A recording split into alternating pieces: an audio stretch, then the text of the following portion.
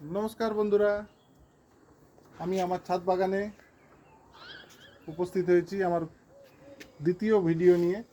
গত ভিডিওতে আমি আমার কামরাঙা গাছটা দেখিয়েছিলাম। সেই কামরাঙা গাছ থেকে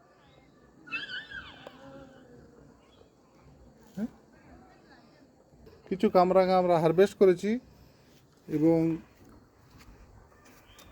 পরবর্তী যে গাছগুলো আছে সেই গাছগুলো সম্পর্কে আজকে কিছু বলতে চাই।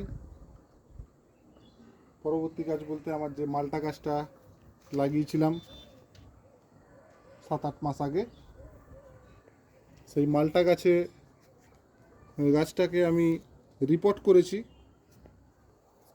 গত নভেম্বর মাসে। তার আগেই গাছটা ছিল একটা 12 ইঞ্চি পটে। সেখানে রুট বাউন্ড হয়ে যাওয়ার পরে আমি এটাকে একটা 18x18 গ্রো ব্যাগে দিয়েছি। সেই গ্রো ব্যাগে দেওয়ার পরে এই নতুন ডালপালাগুলো বেরিয়েছে। আমরা জানি জানুয়ারির শেষ দিকে বা ফেব্রুয়ারির মধ্যেই আমাদের এই মালটা গাছে ফুল আসে, প্রচুর ফুল আসে। তারপর তারপর আমি আশা করছি এই গাছ থেকে আমরা ফল পাবো। এরপরে চলে আসি আমার এই কাঁঠাল গাছে। এই কাঁঠাল গাছটাও আমার ওই মালটার একই সঙ্গে লাগিয়েছিলাম।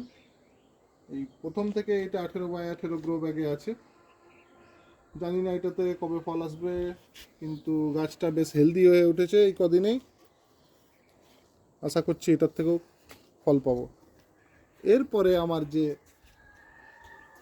স্পেশাল যেটার জন্য ভিডিও বানানো, আমার এই পেয়ারা গাছ।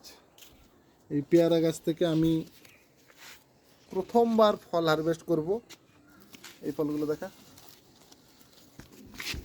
আজকে আমার ভীষণ আনন্দ হচ্ছে। দেখা,